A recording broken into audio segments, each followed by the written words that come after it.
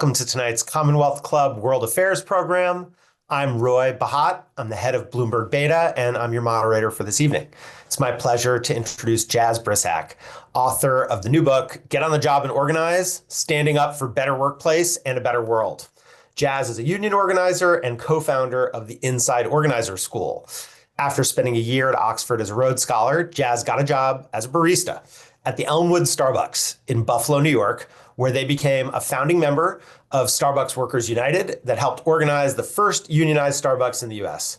And as the organizing director for Workers United upstate New York and Vermont, Jas also worked with organizing employees at companies including Ben & Jerry's and Tesla. So Jas, congratulations. It's a great pleasure to get to do this with you. And I think where we want to start is about what your experience was with organizing, because most folks, when they go through their early life, they go to school, they prepare themselves, they try to get a job, and then they work at that job and try to succeed. You did things a little bit differently. And so maybe can you just tell us how you came to this work? Yeah, for sure. And so great to be doing this with you. And yeah, very excited for our conversation. I came to labor as a nerd. I think union organizing was almost a special interest for me. I learned about unions when I was 16. I was working a not very good job at Panera Bread at the time, and I was kind of doing a deep dive into the history of free thought in the South. I had become an atheist. That was not going over super well in the world I was in. And so I was really drawn to stories like the Scopes Monkey trial. I learned about the lawyer Clarence Darrow, who had represented the teacher who was put on trial for teaching evolution. And Clarence Darrow brought me to Eugene Debs, who is another of his clients. I read Eugene Debs's speech to the jury, or to the judge who was sentencing him to jail for encouraging draft resistance during World War I. He said, while there is a lower class, I am in it. While there is a criminal element, I am of it. While there is a soul in prison, I am not free. And that was sort of the first definition I'd heard of solidarity, the first time I'd heard about prison abolition and other themes too in there. And I got extremely interested in labor history. I thought this was the coolest thing ever. The idea that people could build power, in the workplace was just fascinating to me. I grew up in the South. I didn't have a lot of experience with unions, but I didn't know that unions were something that you could do. I thought they were, this cool historical phenomenon that had ended, maybe in the 1920s when the industrial workers of the world, met with a lot of state repression. So I ended up at the University of Mississippi, where I had a journalism professor named Joe Atkins who was writing about the Nissan campaign, where the United Auto Workers were trying to organize Southern auto plants, and currently focused on the Nissan plant in Canton, Mississippi. And so Joe is like, hey, you should meet my friend. His friend was the union organizer, Richard Bensinger, and I started getting involved with the Nissan campaign and started learning how to actually put organizing principles into practice instead of just reading about them. And so when you say organize, what you mean in this context is enlist people to ultimately join a union. Yes. And so what was it about that as a way of engaging? I mean, lots of young people get inspired by wanting to make change, yet, in the United States, at least, the membership of unions, as we both know and have talked about, has been steadily declining for some time. So you made an unusual choice, which was to devote yourself, as you said, the last time you thought about it was, reading about something that happened in the 20s. What was it about unionization that appealed to you? Well, I think in college, I did a variety of different things. Union organizing was kind of one of my first loves and top interests. But I was also an abortion clinic defender at Mississippi's last clinic. I was briefly involved with the Democratic Party, but I kept coming back to union organizing because it feels like one of the unique ways to move people who don't already agree with you. And so clinic defense was really satisfying because it was deeply tangible. Labor organizing is sometimes very nebulous, it's not immediate gratification. Clinic defense was kind of more immediate. Like you could walk people into the clinic, they would come out mission accomplished for those individual people. But I think union organizing really you don't get to select your coworkers. You're not picking the people that you're organizing. In fact, the boss is picking them and is often hiring people that they think fit a certain profile.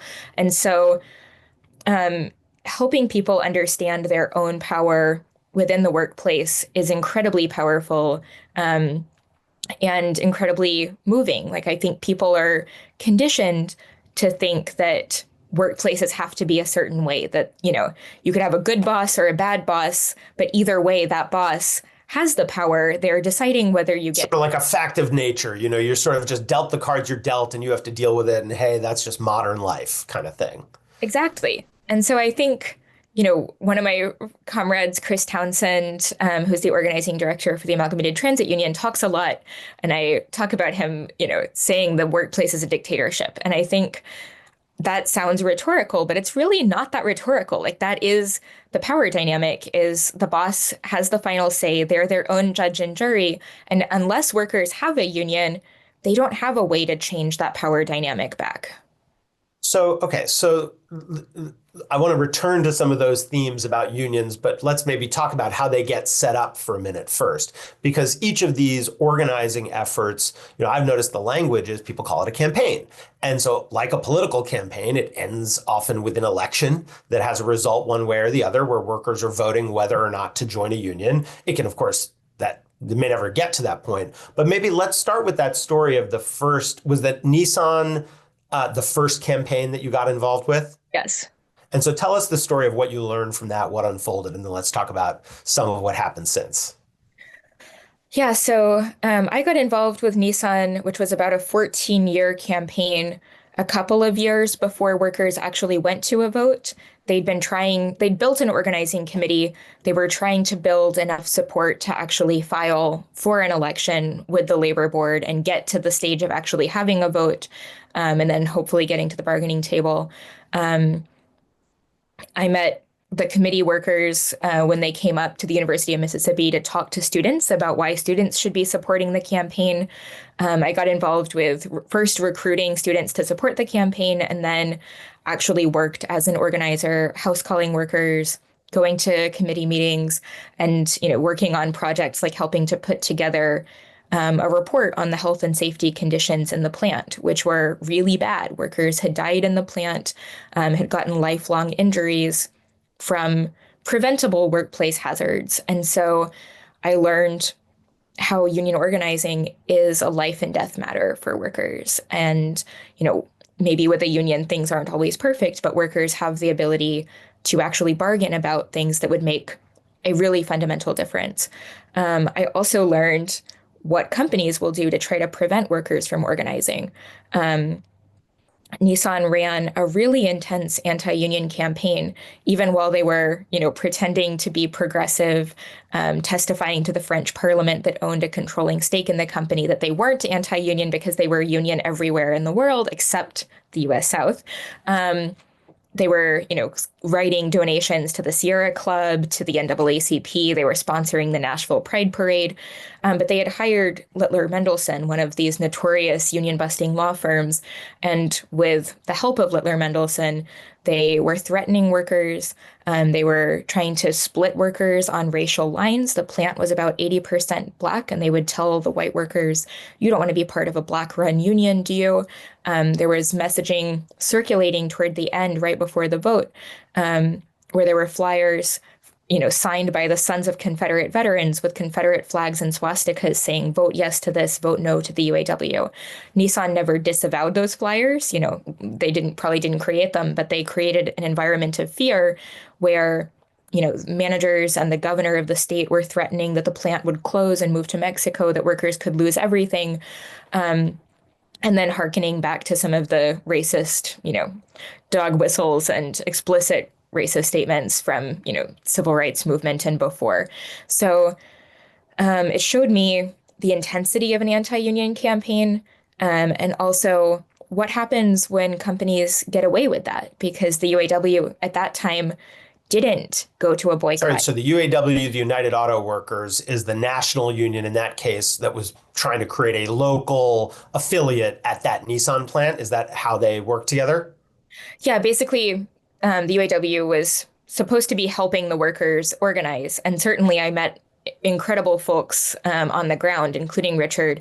But at that time, the top leadership of the UAW featured folks who were about to go to jail on corruption charges. And so they were not interested in organizing generally. They certainly were not interested in holding Nissan accountable for what they did. And so the night that we lost the vote, the Well, hold Liberals. on, you're already telling us about losing the vote. So there's this environment of, of basically argumentation where those who want the union to form, like you, are making arguments to the people who work at the plant that their lives will be better off. They're hearing all these other arguments, including from the company directly and possibly from others affiliated with the company. And then what happens? So then there's one day where there's a, like, help us see it. Yeah, so I mean, most of the organizing work was really happening, through the organizing committee, which is the group of workers who are, working in the factory, trying to convince coworkers to join their union effort. Obviously, external organizers were supplementing that with, house calls and other forms of talking to workers. We've reached enough of a majority on union cards to file for an election with the labor board. Legally, you only need 30%. We had, a slim majority. So, I mean, and I just think it's helpful. Let's just slow down for a second for folks to understand. So you're campaigning for the creation of a union, and by law, if 30% of the people who work in that facility sign a card pledging that they would like there to be a union, then in that case, the National Labor Relations Board calls a vote and says, hey, it's time for an election. And you're saying that even before that happened, you had more than half of the people who worked in the plant saying, I'd like there to be a union. Yes, exactly. Most unions, want to file with a really strong supermajority. It makes sense. Anti-union campaigns typically convince a lot of workers not to support the union because it's terrifying. It's designed to be anxiety-inducing. So you want to file with as strong of a majority as possible. So we filed for a union election. The National Labor Relations Board scheduled that election, and Nissan really intensified their anti-union campaign in the build-up to the vote, having, giant captive audience meetings with, speeches about why workers shouldn't unionize and what might happen to them if they did unionize, with one-on-ones and roundtables where they tried to, convince workers on a more individual level. They created this environment where, there were radio callers and political speeches and all of these other things trying to bombard workers with, messages against the union. And what did the union there ultimately want when I realized the union didn't form, but when you spoke to workers about what they might get were there a union, what was it that they wanted? Well, Nissan was hiring workers often through temp agencies who were not only being paid less for doing the same jobs, and not only were the temp agencies, hiring disproportionately Black workers and then, treating them differently than regular Nissan workers. They also, even if a temp worker became a full-time Nissan worker, there was no way for them to reach the top pay. So there was a permanent tier system of, people doing equal work but receiving unequal pay. There were tons of health and safety issues in the plant.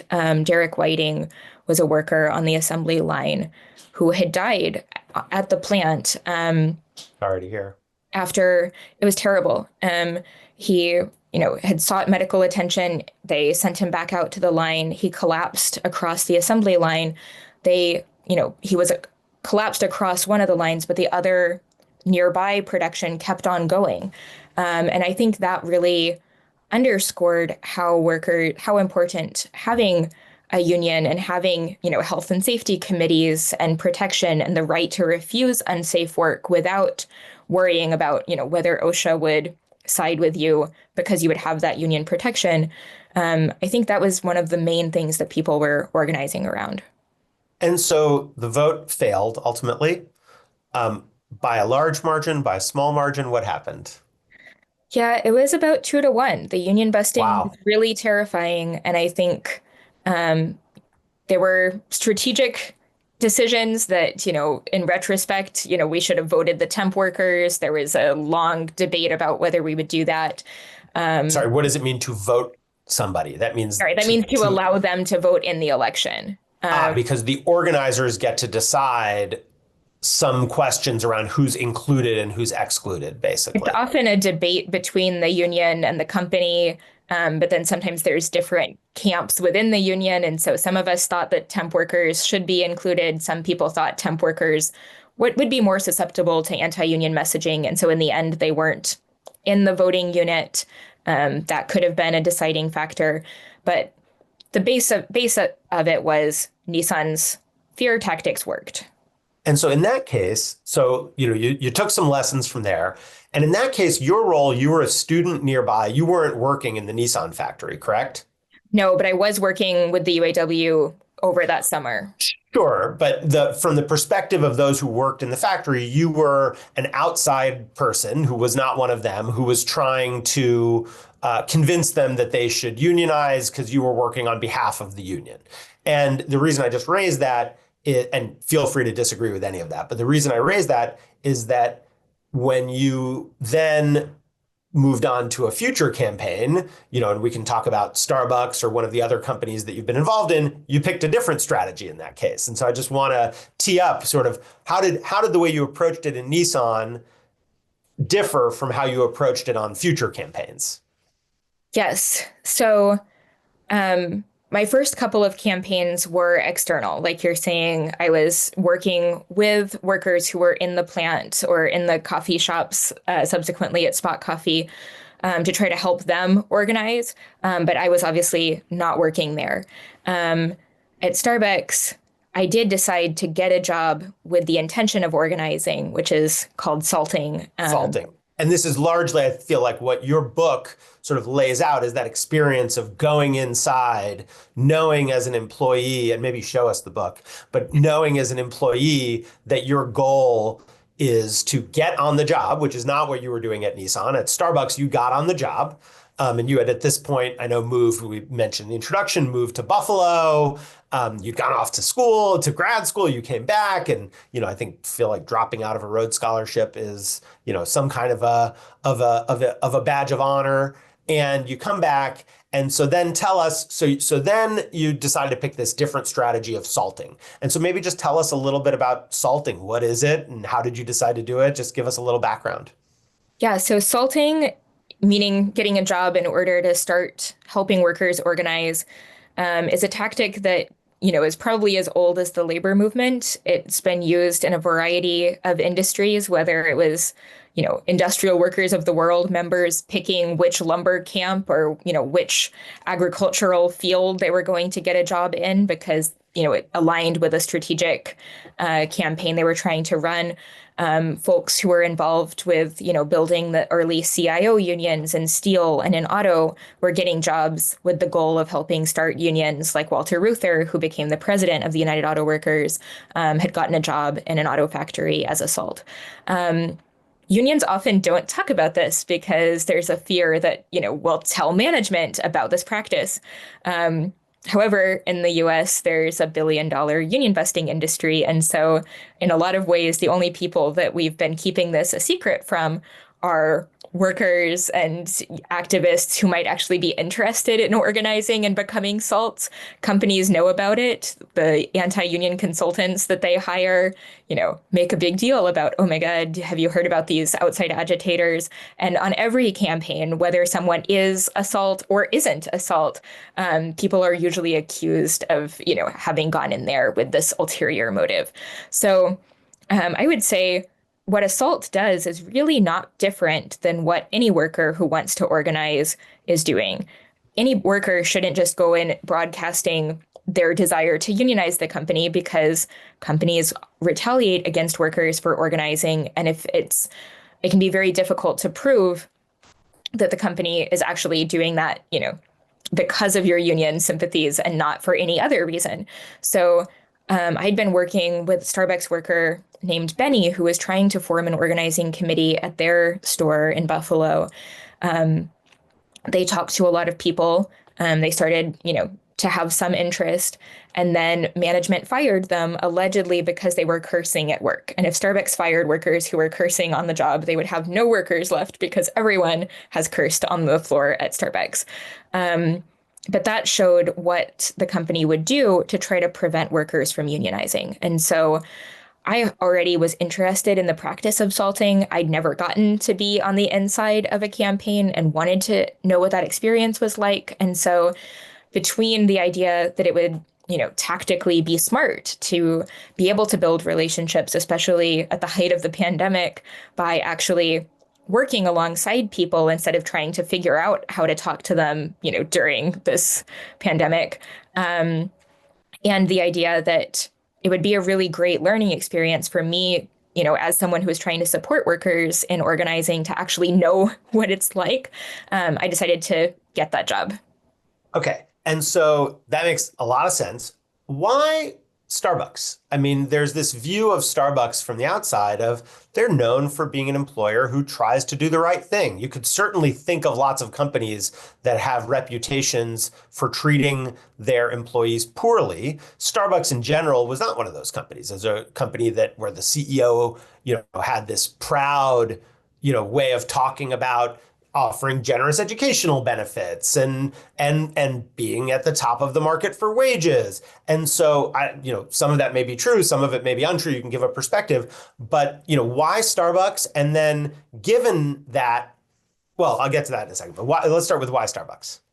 Well, so the Starbucks campaign grew out of a commitment that Workers United had made in upstate New York to organize the coffee industry. In 2017, workers at Gimme Coffee and Ithaca became, at that point, the only coffee shop union in the country at the time.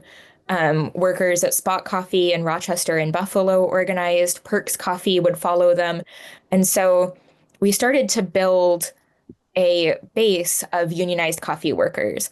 What we learned very quickly was that the industry was fully predicated on paying workers very low wages, having very tight profit margins. And so it wasn't feasible to unionize, Gimme Coffee or Spot Coffee as a hot shop and suddenly win healthcare and, really significant changes to this business model.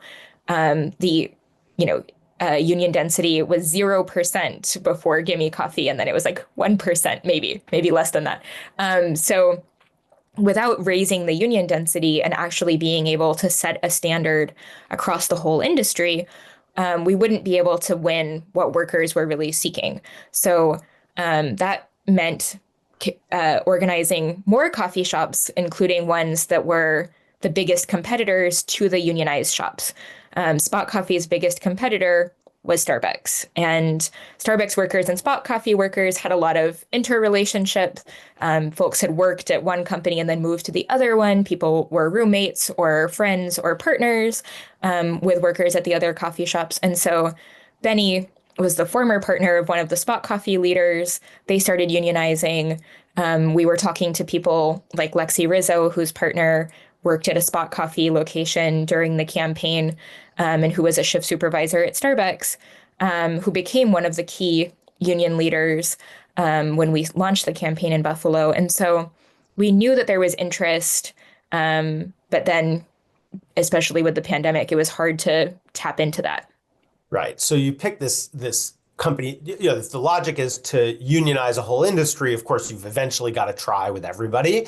And it sounds like it was really one market of people working between various companies. And so then you're working quietly at Starbucks, where you are, just a barista. You have this agenda, this hidden agenda that you are pursuing. And then at some point you revealed yourself to a coworker. And so I'm curious, how did that feel as you began to do that? Were people sort of saying, hey, I thought you were just, Jazz over there, just the barista, and talking to their friends saying they were, just working here. And now, holy cow, they've been trying to unionize us this whole time. What was the response like? Yeah, so I mean, the response was overwhelmingly positive. I told people about my experience working with the union, helping Spot Coffee workers organize, because I wanted to be upfront about the fact that I was still working with the union and, have people hear that from me and not from anybody else.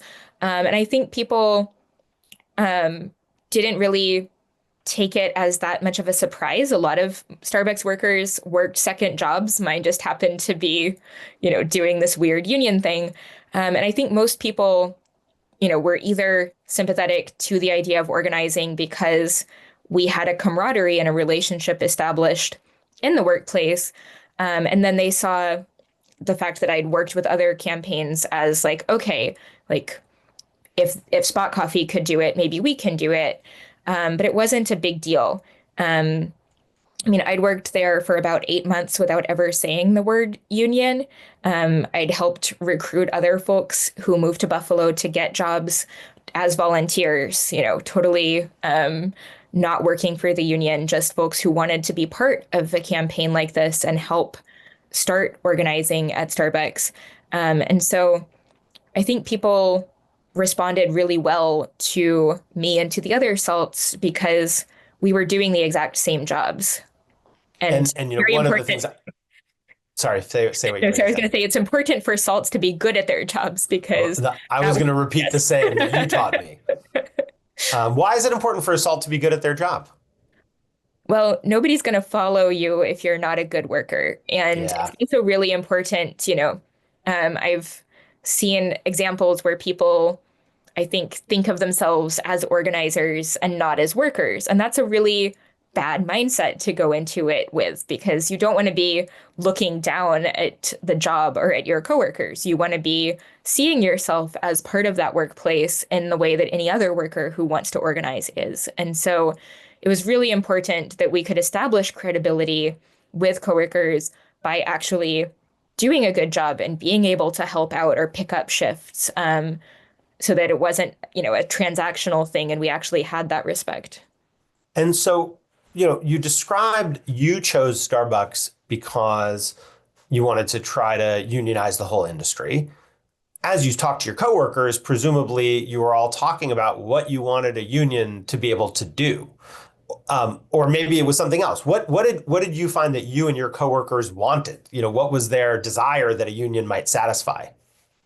Well, it was a combination, and of course, it's different with different folks. And the key of organizing is finding out what issues are motivating to different people, and then helping helping people understand how they can get involved with the union and make those demands part of the union's bargaining strategy and so forth. So I think some of the unifying issues were on a very fundamental level, having a process for workers to actually have a say in decision making. We'd just been working through the pandemic. The company, was unilaterally making decisions about, what was safe, what wasn't safe, what people needed to do, what precautions people needed to take, and also, whether you would get paid to isolate after an exposure, whether you could refuse service to someone who wouldn't follow a mask mandate. They also decided unilaterally to, do things like take away the free food and beverage markouts that we were getting. I think on another level, workers were living paycheck to paycheck. We're having to make decisions about, whether to pay rent or put food on the table. Michelle Eisen, who was a 12-year coworker who became the union leader in my store very quickly, was making 16 cents after 12 years, 16 cents more than a new hire. And so there was no seniority pay, no compensation for the people who were making our store work as well as it did. And even little things like credit card tipping, most of which would have been paid for by the customer. Starbucks had never had credit card tipping because they didn't want to pay the extra credit card processing fees on transactions. And so I think our demands were actually pretty moderate, but fundamentally, we wanted the right to have a union. Yeah, I remember at one point you were circulating an ask from the company to allow you to have your elections in a certain way. Maybe just talk about that. What were those, what were you pushing for there? Yes, our first letter to the company asked Kevin Johnson, who was the CEO at the time, to sign on to the fair election principles, which were the same document that we'd asked Nissan to sign, the same document that Spot Coffee actually did sign after a consumer boycott and pressure campaign around the outrage around their union busting. And the fair election principles laid out a system for workers to organize without facing the fear of a union busting campaign. If a company had an anti-union meeting, the union would get equal time to have a pro-union meeting. If someone was fired, it would go to expedited arbitration instead of lingering through the courts. The company would agree not to threaten workers about organizing and to disavow any threats. And workers would be able to, expect that if they unionized, the company would actually bargain in good faith. So it was basically setting a higher standard. Labor law in this country is notoriously weak and does not actually, have any penalties for companies that violate the law. So the fair election principles were a way to try to make Starbucks and other companies actually do the right thing. And so then the moment the turn starts, I feel like. And one of the questions we got was about the psychological warfare that companies deploy to discourage unionizing, and hearing about your experience and what did you do to prepare or wish you had done. And so you then reveal that you would like to unionize. That is a process that is open to the public, meaning disclose, not everybody can vote, but disclose. So the company then knows you would like to unionize. And how do they respond? What happens? Well, initially, Starbucks tried, I guess, kind of a nice guy approach. Of course, it was a very overwhelming approach as well. But they sent the president of Starbucks North America, Rossann Williams, and a team of managers and corporate executives into Buffalo. And so we had, stores that had one manager suddenly having four or five or six or seven managers stationed in the store at all times. It was extremely disruptive. They closed one of the stores, closed another one, and made it into a training facility where they were pumping new hires into stores around the city. They would close stores for remodels, have people work at different locations around the city, have, frequent captive audience meetings where, everybody comes into a meeting with corporate where they're telling you, facts, quote unquote, facts about unions and why unions. So meaning that the company forces all of its employees to sit and hear their message about why they shouldn't join the union. Exactly. They did one-on-ones that were similar content. And they would tell people, if you unionize, your benefits could go up, they could go down, or they could stay the same, but they could go down, which is a perfectly legal statement. Although, of course, it's incredibly threatening. They suddenly started enforcing rules that they'd never enforced before. As the campaign went on, Starbucks would resort to much more terrifying union busting tactics, including firing workers, closing stores. But in Buffalo, they tried to do more of a, we're here to solve your problems. We learned that there's a beehive in this drive-through. We learned that there's a carpet in your back room. So give us another chance. They became more responsive. Exactly. They tried to figure out what was wrong and what they could do. And in fact, it didn't work because we didn't have that many issues per se. We more just actually wanted the right to organize. Yeah. And so, right, that you wanted the fair election principles, you wanted to create this institution. And so before we get to what happened in that campaign, ultimately with the vote and what followed, you mentioned earlier that one of the things you like about organizing, or that first drew you to it, was getting to work across differences with people, convince people who are different from you to work together.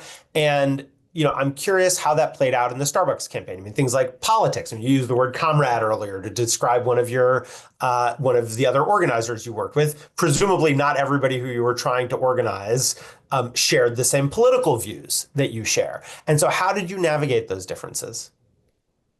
Yeah, I mean, I think our messaging and, even in organizing conversations and one-on-one discussions about the union, we didn't talk about the union as something that was politically motivated or ideologically motivated. We talked about it as an organization where we would actually collectively decide what our priorities were and what we would get to do. And I think my advice for organizing and what I try to do personally is, I think politics and the idea of unionizing as a way to build a better world is very motivating, but it should be, kept to yourself, kind of like religious beliefs. You don't want to be. Well, it's motivating. It's motivating to people who agree with those politics, potentially. Exactly. But I think, we had coworkers who certainly, were not interested in radical politics, who were studying business, interested in, becoming business owners themselves. Um, we had Starbucks is typically attracting a more progressive workforce, but we had plenty of coworkers who were not progressive or, who were um, often more conservative leaning. And I think people came to the union in various ways. Sometimes people um, who were initially hesitant or initially conservative and had reservations about unions came around after they saw firsthand, the company didn't have their back when they had an issue at work and the union did have their back. And so I think keeping doors open for coworkers who are initially hesitant is incredibly important. Um, there's always workers who initially don't support the union who then join the bargaining committee or become stewards. And I think I don't know um, what a steward, I mean, I know what a steward is, but for folks who don't know what a steward is, what is a steward? a steward is someone who's like the union, the person who's enforcing the contract and like taking leadership within the union after. Sort of the captain of the worker union team, for lack of a better way of putting Yeah, it. yeah, that's a good analogy. Yeah, and so you're describing cross difference. By the way, I was fascinated in the book things like what correlates with union membership. Just surprising things like cat ownership. I don't know if there's a deeper insight. Is there a deeper insight to that one? Well, I'm a very big fan of cats. I have three cats. I talked to Starbucks workers when I was writing the book about their opinions, and not surprisingly, most Starbucks workers own cats, and those who do own cats think that there's an overlap because, you're understanding the personality of a creature that doesn't just, automatically adore you. And so there's a kind of independence of cats that they think Yeah. correlate. Certainly it was, a big emblem for early unions like the IWW. And became, oh, is that right? Well, look, I mean, one of the things that struck me is that the book is really your story of organizing, but also a call to others to organize. But it's laced in is all of this culture of the labor movement across the decades, music, now you're talking about emblems. And so for folks who want to read it, I think it's a history lesson smuggled in some ways in the form of a story. And, this was a dramatic campaign. I mean, I remember reading the news about the CEO going and flying out to Buffalo and meeting with everybody and making, unfortunate comparisons to the Holocaust. And I mean, it was something. And then the vote happens.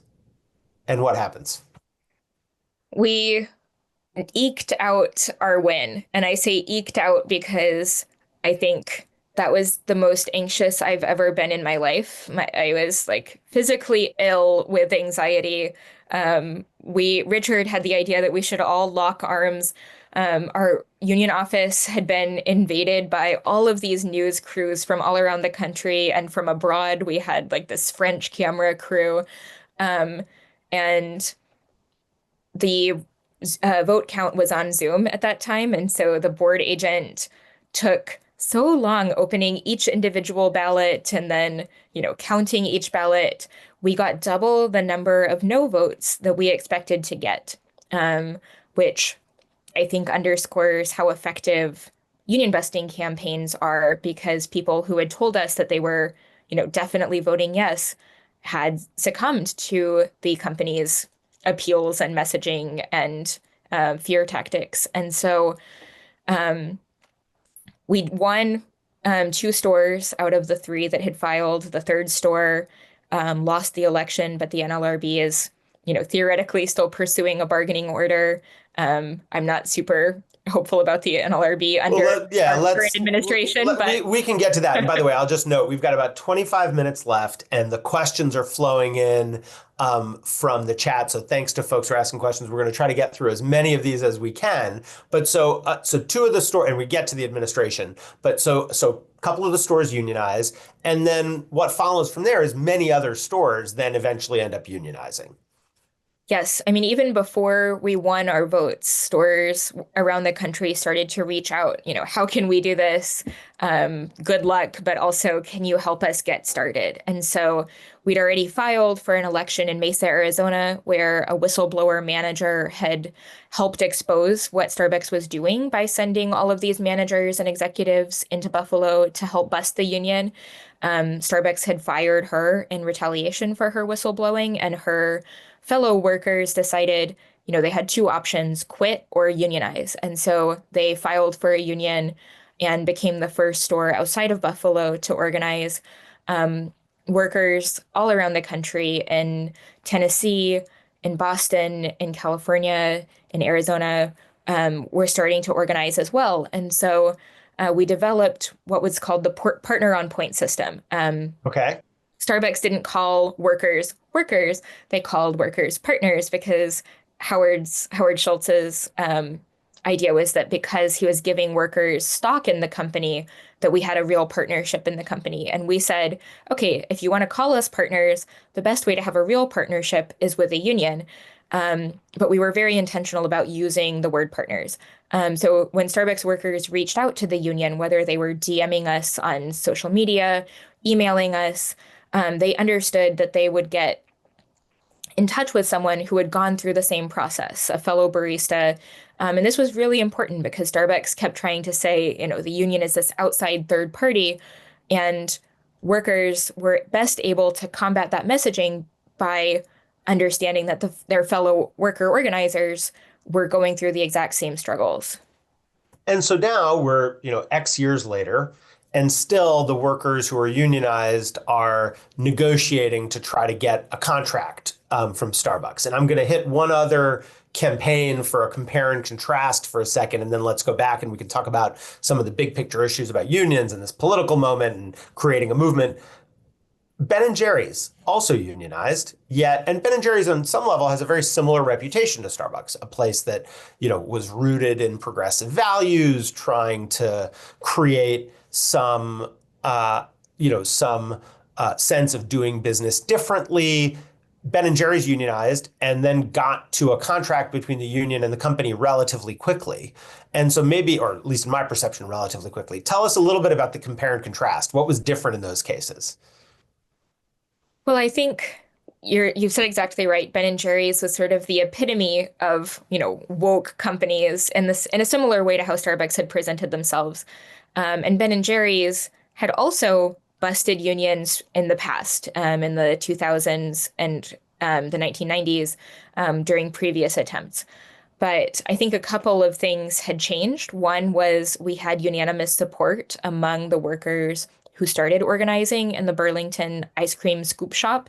The second factor was Ben and Jerry's had been bought by Unilever, which is a giant conglomerate, has a lot of issues, but because they're European, they don't have the same kind of American corporate response to unionizing, which is, immediate union busting knee jerk.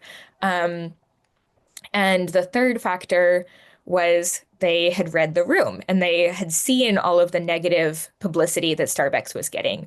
And so early on, after Ben and Jerry's, without a public fight, agreed to sign the fair election principles, met us at the bargaining table, celebrated at a press conference where Bernie Sanders spoke about how this was an example for companies to follow. Um, and there was a headline that came out, which was like, be Ben and Jerry's, not Starbucks. And they were so excited. They were fist bumping us in bargaining. And I think it really was a different experience. Like, bargaining wasn't the smoothest process, but the company actually wanted to reach a deal. And we ended up getting a contract in 7 months with really strong health and safety language. Workers went from tipped workers to non-tipped workers, which meant that they had a lot more freedom around, not having to cater to customers who were being abusive or, And it's otherwise harassing them. it's interesting to me that, of course, the democracy of a union expresses itself differently. In the case of Ben and Jerry's, it sounded like the goal was to get away from being tipped. In the case of Starbucks, the goal was to get toward being tipped, or at least tipped with credit cards in that case, as opposed to just with cash. And, to me, one of the lessons that I draw, as you know, I'm a business person. And one of the things that I believe is that the response of business to organized labor can make a big difference in what the outcome is. And so we've got this group at the Aspen Institute that's called the Business Roundtable on Organized Labor that collects the community of business leaders who are trying to reinvent what the default relationship should be between business and organized labor. And, even in some cases, we've got a Harvard Business Review article to this effect, which is their first on unions in 30 something years, or was at the time, that in the magazine, is that, it can't even be good for business under some circumstances. And so, it's clear to me that there's something new that you were doing, or renewed at least, old and new at the same time. One of the questions that we got, which I think will transition us to the next phase for a minute, is how do we extend upon that in our country? How do we create the phrase from the question was a sustainable living culture of organizing? Yeah, I mean, I think it's a couple of different parts to this.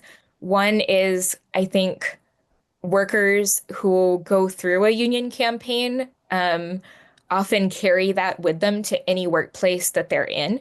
And I think Right. You've said it's a muscle, and they kind of build that muscle in that context. exactly. And I think also, like, once people experience the potential of a union campaign, even if they don't, quote unquote, win on every metric, it's hard to go back to just accepting the power of the boss in the workplace and the way that, they might have just taken it for granted before.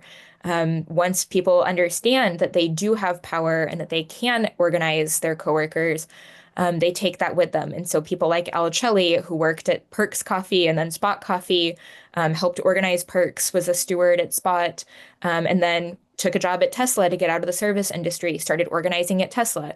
And I think unions supporting workers in organizing will see those folks, keep coming back from different campaigns, from different career paths. And one of the things that I'm trying to do, I'm part of this collective at the Inside Organizer School, which is training people on how to organize their own workplaces. Not everybody who comes through the Inside Organizer School immediately goes and salts or immediately organizes their own workplace. But part of what we're trying to do is teach people how to organize so that they can take that with them wherever they're going.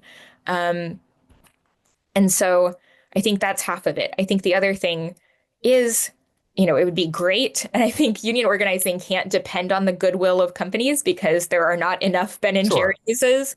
But I think, Well, in general, I think that's also because nobody should depend on the goodwill of somebody else in order to yes, get to advance them toward what they want out of their life. So in the same way that companies shouldn't depend on the goodwill of workers, they should work to earn the goodwill of their workers. I think that's a generalizable truth and not just about this. I think workers typically have a lot of goodwill toward their employers, especially workers who are trying to organize. I mean, I think so. Lexi, who was one of the founders of Starbucks Workers United in Buffalo, said, "We fight for what we love." And I think there's often a misconception. And I think I think you it's a great totally are on the same clarification. page here. But I think workers who are trying to organize aren't the ones who are disinterested or disgruntled. Those folks usually quit. The people who are trying to organize are dedicating huge amounts of time and energy and care into trying to make the company the best it can be. And I think it would be great if companies could actually appreciate that instead of trying to demonize these, really caring and compassionate workers. Yeah, I mean, I think my take on that is I've met very few corporate leaders who meet the kind of caricature of the like indifferent to the plight of the people who work for them. I think organizations are big and complex, and sometimes they are not knowledgeable about what the experience of their workforce may be. But in general, I think most people tend to have most good intentions most of the time. There's sometimes indifference. And that what we've landed on in the US is not so much good versus evil as a default that isn't working for anybody and that a lot of folks are not willing to challenge. I mean, one of the reasons I think your story is so valuable is because unlike the typical worker who shows up at a job and may accept the conditions as fixed, you didn't accept the conditions as fixed. And so you organized, and now you've created the Inside Organizer School. And I just want to make sure I didn't lose the rest of your response on if you build from here, what do you believe is needed? Yeah, I mean, I think we need both, to help workers understand the power that they do have and, the ways that they can take on organizing campaigns. And we need unions that will actually support workers organizing in, grassroots and creative ways. Too often, it's hard for workers who are organizing to find a union that will support them, or if they do find a union, to find one that will actually give them both the flexibility and the freedom and also the resources to actually, win the right to organize, bring down the leverage and the hammer on a company that will actually bring them to the bargaining table. And so I think unions have to be more open to allowing workers to organize in a variety of different ways, and with a variety of different tactics instead of trying to control that process from the top. Yeah, one of the notes that I'll offer there is that I think some of what we've seen working people win for themselves have sometimes been in the absence of or in advance of a union. The signed open letter asking your company to do something differently. A whistleblower sometimes, is able to make a change. And so I think, and maybe here I'm seeing what I believe we should have is a culture of experimentation where, where different workers are trying different things to see what may land.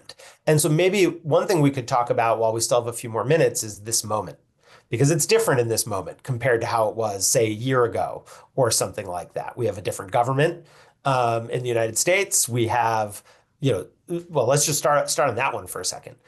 What has changed, if anything, and this is also a question we had from the audience, in terms of the current administration's effect on expanding this way of doing things? Yeah, I mean, I think in some ways, certainly the environment for organizing has gotten increasingly hostile. In my opinion, we could never count on the labor board to have our backs. I saw the Biden board refuse to tell Elon Musk that he couldn't fire 40 workers the day after they went public with a union campaign in Buffalo. But, certainly around the federal workforce, around the labor board, things are getting much more hostile and workers are being, stripped en masse of their right to organize. I also think simultaneously, more people are understanding that organized labor is the only way to fight back against authoritarianism, and that I've been seeing anecdotally a surge of people who are interested in becoming SALTs, coming to the Inside Organizer School, joining programs to help organize because of, quote unquote, everything going on right now. So I think there's both, a direness, but also an opportunity where people are seeing, the government certainly is not going to save us. Corporations are rolling back all of their DEI initiatives and so forth. And so the mask's kind of coming off. And I think people understand that the labor movement is one of the only places workers can actually build power outside of those structures. Yeah, one of the questions that we got, which I think relates to that, is that, in many calls for social change, it's about protesting what some harm was. And not that you didn't engage in protest, but you really had this focus on the goal being power and building power. And so I think what I hear you saying is that, the rules of the game may have shifted a little bit or shifted a lot, but that still the goal remains fundamentally the same. And now we can at least see what everybody's interests are. One of the things that I think makes that view complex, and, the history of unions fighting back against authoritarianism is rich. And, there were, of course, the Nazis, one of their first moves was to disempower the trade unions. And at the same time, we've seen in some countries, unions have become complicit working with the government in the spread of authoritarianism. And regardless of what one may believe politically about this government, it is very clear that there were union members and union leaders who were very willing to stand up and say, actually, the it's not necessarily a Democrat who is standing up for us, that Trump may be the candidate who best stands up for the working class. And given that, I'm curious how you make sense of that, given the role that unions can play. Well, I think as long as there's been a labor movement and, the first recorded strike in history was in the Great Pyramid. So I think this is probably a very long Is that tradition. right? Wow, that's Yeah. fascinating. Um, I mean, I but know in the US, slave rebellions were among the first exactly, recorded examples, but that's fascinating. So, okay, exactly. so there's a rich history here of unions.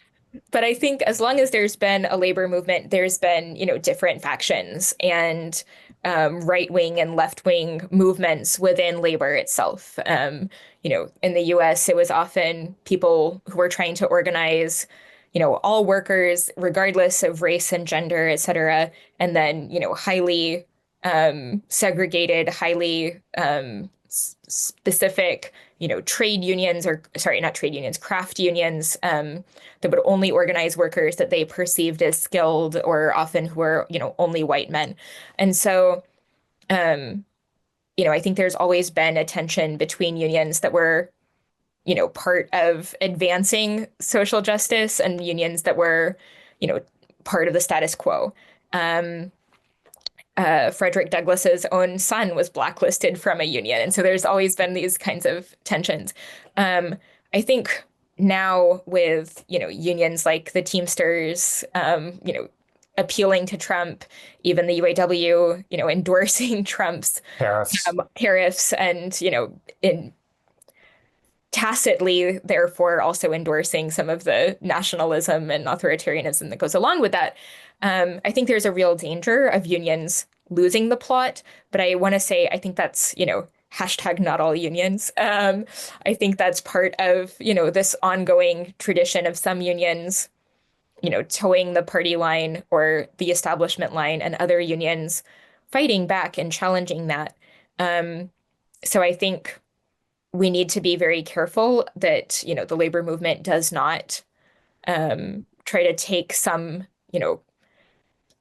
pieces of this administration and, therefore give more credence to, all of its terrible and anti-worker outcomes. But I think the labor movement in general exists on solidarity, and other unions, whether it's the sheet metal workers, which have been really organizing around immigrant rights and standing up to the Trump regime, who are, in the building trades, which are known for often being more conservative.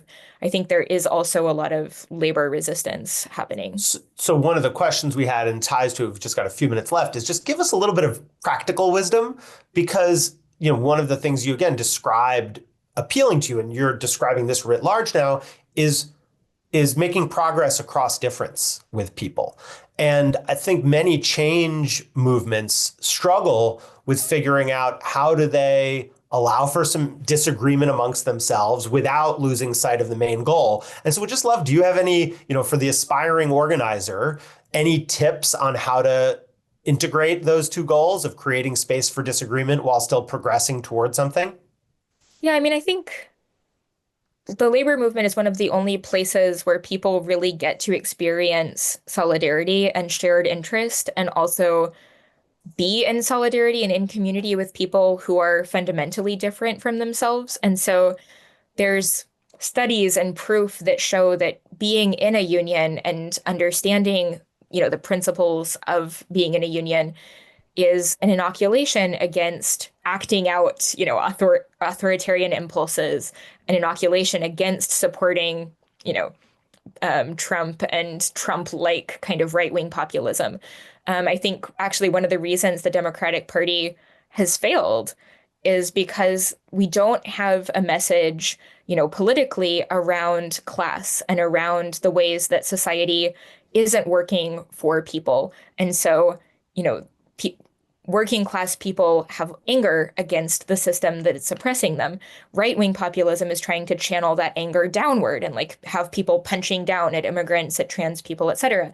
The labor movement can help people channel that anger toward the people who are actually responsible for the conditions that, people are living in and working in, who are, the oligarchs who are Trump's besties, and who are benefiting from authoritarianism. Um, so I think the labor movement also occupies, a unique place where people can really build relationships. And so, like, again, you can't move people often by coming in with ideology or coming in by lecturing them about, what's wrong. But I think when you have what's wrong about their worldview, but I think when you have people actually in community with, their immigrant coworkers, with their trans coworkers, you start to build a shared understanding of, people and humanity and common interest that can help people see past the prejudice and the messaging that they're getting from people who want to divide them. Yeah, I mean, I think that the word that most like jumps out to me from what you said in sort of flashing neon lights is practice, which is to say, many times people lack an opportunity to practice in a structured organization or institution dialogue across difference, coming to common agreement. And we see this writ large in our society with different interest groups trying to stop something that might, be a needed piece of infrastructure for a community from getting built. And now the debate is alive about abundance and, what role does labor play in that, which we won't have time for today. But I love this point that solidarity is really about working together with people across lots of differences. And we often, when we hear the word in the kind of popular imagination, we think of it as kumbaya with your fellow person and everybody being aligned. And in some ways, it's actually the opposite of that. It is the ability to work across some fairly widespread divides. Okay, we've got time for maybe one or two more. So what I'd love to do is just start to close with, what are you working on now? Well, currently I'm splitting time between the Inside Organizer School, having trainings around the country, trying to teach workers how to organize their own workplace or how to get on the job and organize as a SALT at a new company. Um, and also helping unions put that into practice by building salting programs. And so I'm working with the United Food and Commercial Workers on some campaigns that are pretty exciting, but still under wraps. So hopefully more on that soon. Um, but yeah, if folks want to learn more about how they can get involved with organizing, check out the Inside Organizer School. And I'm always super excited to talk to folks who want to organize. Yeah. And so, okay, so now tell us, there's lots of reasons to feel big feelings in this moment. I don't even want to characterize them. There's a lot going on. And you've built towards something better. If you had to imagine how you believe the coming years, however long you want to look out, might unfold, help us just close with a little bit of a sense of what can we imagine that might actually be able to happen and how might things unfold? Well, I think we're at a moment where the contradictions and injustices of our society are in full relief, and that's fully exposed. And I think that's a really terrifying place to be, but I think it might also help us actually face these injustices that are not new, that are not unique to Trump. Of course, they're heightened and exacerbated and escalated currently, but a lot of these things have been existing in the background for a long time. And regardless of, who specifically was in power, corporations were continuing to do everything they possibly could to gain more power. And so I think the more evident this becomes, hopefully the more people will respond by saying, okay, we cannot let this situation continue the way it has. We have to take action. We have to organize. And I think that's why we've been seeing this surge of organizing among especially young workers who've been promised, a society that would allow for advancement and allow for, individual expression and all these things. And then is keeping people in jobs where they can't afford to live, where they can't afford to have families or live on their own, et cetera. And so I think people have already been seeing the labor movement as the way out of that.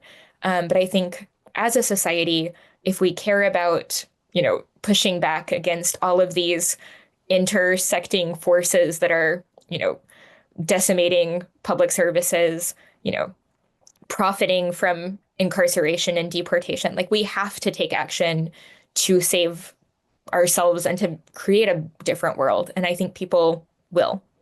And that's ultimately what brought me to this work too, which is to understand that people are unhappy, frustrated. Unhappy is a terrible word for it. Actually, there are, you know, in a place of crisis, many people, and they can vote for extremists. They can take power into their own hands and try to make their conditions better. And one of those seems like if we can get it right and make it functional, which it hasn't always been, as you point out, then maybe we can together try to do the hard work of creating something better. Yes. Awesome. Well, I think that is incredibly powerful. Thank you so much. And so just to share our thanks to Jas Bryzak, author of, you want to show us the book again, Get on the Job and Organize, Standing Up for a Better Workplace and a Better World. And we encourage everybody to pick up a copy of Jas's new book at your local bookstore. And for more information about membership or upcoming events, you can visit commonwealthclub.org. And I'm Roy Bahat. Thank you and take care, everybody. Thank you, Roy. Thank you, Jas.